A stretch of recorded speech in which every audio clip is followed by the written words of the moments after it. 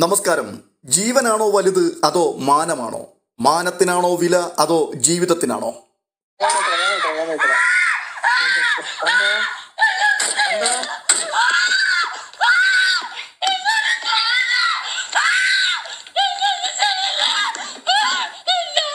അങ്കിളാണ് പേടിക്കണ്ട. അങ്കിൾ നിന്ന് സംസാരിക്കാണ്. കൊച്ചുണ്ടാക്കി നിന്റെ മാനം പോകും. കൊച്ചുണ്ടാക്കി നിന്റെ മാനം പോകും.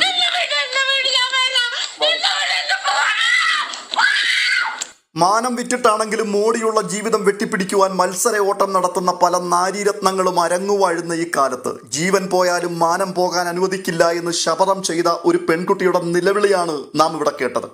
കോഴിക്കോട് ജില്ലയിലുള്ള മുക്കം എന്ന സ്ഥലത്തൊരു ഹോട്ടൽ ജീവനക്കാരിയായി ജോലി ചെയ്തുകൊണ്ടിരുന്ന ഒരു യുവതിയുടെ ദാരുണമായ അവസ്ഥയാണ് കേരളം ഇന്നിപ്പോൾ ചർച്ച ചെയ്തുകൊണ്ടിരിക്കുന്നത്. ജീവിക്കുവാൻ വഴിയില്ലാത്തതുകൊണ്ട് ഹോട്ടൽ ജോലിക്ക് വേണ്ടി ഇറങ്ങി തിരിച്ച ഈ കോഴിക്കോട്ടുകാരിക്ക് മുൻപും ഇതേ ഹോട്ടൽ ഉടമയുടെ ഭാഗത്തു നിന്നും ലൈംഗിക പീഡനത്തിനുള്ള ശ്രമങ്ങൾ നേരിടേണ്ടി വന്നിട്ടുണ്ട്.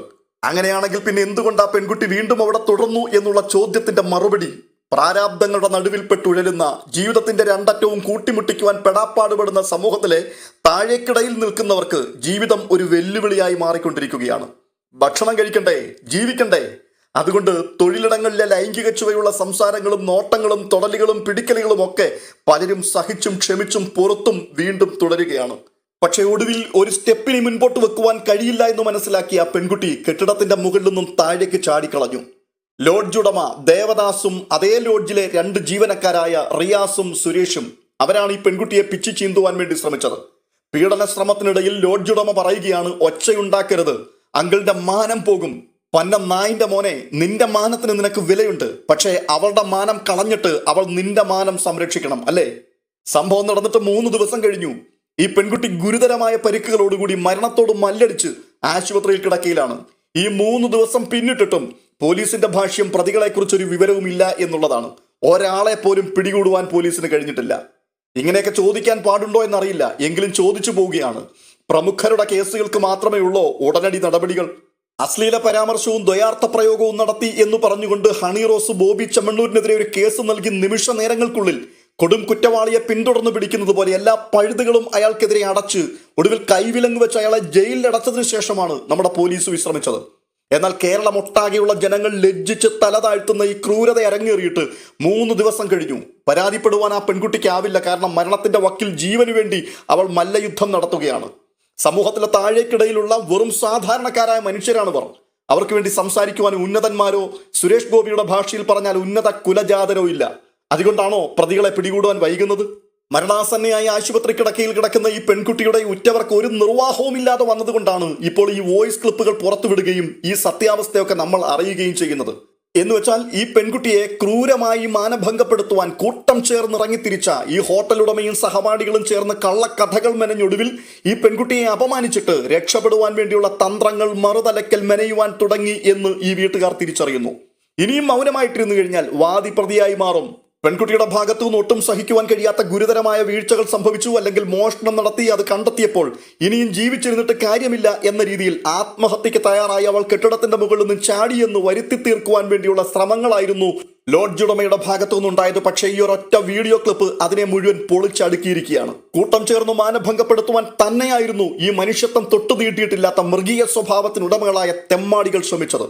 എന്നാൽ ഇവിടെ ശ്രദ്ധിക്കേണ്ടതായ പ്രധാനപ്പെട്ട കാര്യം, സ്ത്രീലമ്പടന്മാരായ ഈ 3 ദുഷ്ടമൃഗങ്ങൾക്ക് മുൻപിൽ കീഴടങ്ങുന്നതിനേക്കാൾ നല്ലത് മരിക്കുന്നതാണ് എന്ന് സ്വയം തീരുമാനിച്ച് കിട്ടിയ സമയം കൊണ്ട് തന്റെ ഫോണിന്റെ ക്യാമറയും ഓൺ ചെയ്ത് ലോകത്തിന്റെ മുൻപിൽ ഒരു തെളിവ് അവസാന നിമിഷവും അവശേഷിപ്പിച്ച് മരിക്കുന്നെങ്കിൽ മരിക്കട്ടെ എന്ന് കരുതി ധീരതയോടുകൂടി കെട്ടിടത്തിന്റെ മുകളിൽ നിന്നും ചാടിയ ആ പെൺകുട്ടിയെ എഴുന്നേറ്റ് നിന്ന് നമസ്കരിച്ചേ മതിയാവൂ.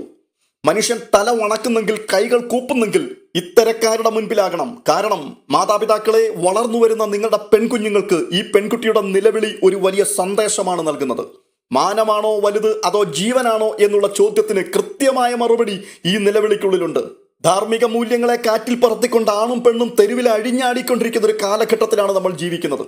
മാനം, അഭിമാനം എന്നൊക്കെ പറഞ്ഞിരുന്നാൽ എന്ത് ഗുണം, എന്ത് പ്രയോജനം? ജീവിക്കണമെങ്കിൽ പണം വേണം. പണമുണ്ടാക്കുവാൻ ഏത് നാറിയ വഴിയും തിരഞ്ഞെടുക്കാമെന്ന് തീരുമാനിച്ച് സമൂഹ മാധ്യമങ്ങളിൽ തുണിയൊരിയുവാൻ ഒരു പുതിയ തലമുറ ഏത് നിമിഷവും തയ്യാറായി നിൽക്കുന്ന കാലഘട്ടത്തിൽ മലയാളിയുടെ ലൈംഗിക ദാരിദ്ര്യത്തെ വിറ്റു പണമാക്കുവാൻ അല്പവസ്ത്രധാരികളായി സൗന്ദര്യമുള്ള പലരും പൊതുസമൂഹത്തിന്റെ മുൻപിൽ ഒരു ഉളുപ്പുമില്ലാതെ പ്രത്യക്ഷപ്പെടുന്ന കാലഘട്ടത്തിൽ ഇതാണ് ജീവിതം, ഒരു സ്ത്രീ ആയാൽ ഇങ്ങനെ ആയിരിക്കണം എന്ന വഴിപിഴച്ച സന്ദേശം വ്യാപകമായി പ്രചരിച്ച് കയ്യടി നേടുന്ന ഈ കാലഘട്ടത്തിൽ മാനം രക്ഷിക്കുവാൻ വേണ്ടി ജീവൻ കളയുവാൻ തയ്യാറായ ഈ പെൺകുട്ടി ആദരിക്കപ്പെടേണ്ടവളാണ്, മാനിക്കപ്പെടേണ്ടവളാണ്. സ്ത്രീയുടെ മാനത്തിന് യാതൊരു വിലയുമില്ലെന്ന് സ്ത്രീകൾ തന്നെ സമൂഹത്തോട് പറയാതെ പറയുന്ന ഒരു കാലഘട്ടം. ഏതു വസ്ത്രവും ധരിക്കാം, ആരുടെ കൂടെയും കൂട്ടുകൂടാം, എന്ത് തെമ്മാടിത്തരങ്ങളും കാണിക്കാം, അത് ഞങ്ങളുടെ ഇഷ്ടം, ഞങ്ങൾ അത് ചെയ്യും എന്ന് വെല്ലുവിളി മുഴക്കിക്കൊണ്ട് മുൻപോട്ട് പോകുന്ന ഒരു തലമുറ വളർന്നു വരുന്ന കാലഘട്ടത്തിൽ, ഫെമിനിസ്റ്റുകളും ആക്ടിവിസ്റ്റുകളും അങ്ങനെയുള്ള വാദങ്ങൾക്ക് കുടപിടിക്കുന്ന കാലഘട്ടത്തിൽ ഒരൊറ്റ നിലവിളി കൊണ്ട് സ്ത്രീയുടെ മാനത്തിന്റെ വില എന്താണ് എന്ന് സമൂഹത്തോട് ഉച്ചൈസ്തരം ഘോഷിച്ചുകൊണ്ട് ജീവനെ അപകടപ്പെടുത്തുവാൻ തയ്യാറായ ഈ പെൺകുട്ടിക്ക് നീതി ലഭിച്ചേ മതിയാവൂ. അതുകൊണ്ട് സമൂഹ മനസാക്ഷി ഈ നീചന്മാർക്കെതിരെ ഉണർന്നെഴുന്നേൽക്കണം. നിയമവും നീതിപീഠവും ഈ നരാധമന്മാർക്കെതിരെ ശക്തിയുക്തം രംഗത്ത് വരണം. എത്രയും വേഗം ഈ കാമഭ്രാന്തന്മാരെ കയ്യാമം വെച്ച് പൊതുസമൂഹത്തിന്റെ മുമ്പിൽ പ്രദർശിപ്പിക്കണം. അപ്പോൾ തന്നെ കരുണ പറ്റാത്ത ഹൃദയങ്ങളിൽ നിന്നും പ്രാർത്ഥനകൾ ഉയരണം, ഈ പെൺകുട്ടി അപകടനില തരണം ചെയ്ത് പുറത്തെത്തുവാൻ വേണ്ടി. ഇതേക്കുറിച്ചുള്ള നിങ്ങളുടെ അഭിപ്രായം എന്താണ്? തീർച്ചയായിട്ടും കമന്റ് ബോക്സിൽ നിങ്ങളുടെ അഭിപ്രായങ്ങൾ രേഖപ്പെടുത്തണം. പ്രതിഷേധ ശബ്ദങ്ങൾ ഉയർന്നുകൊണ്ടിരിക്കട്ടെ.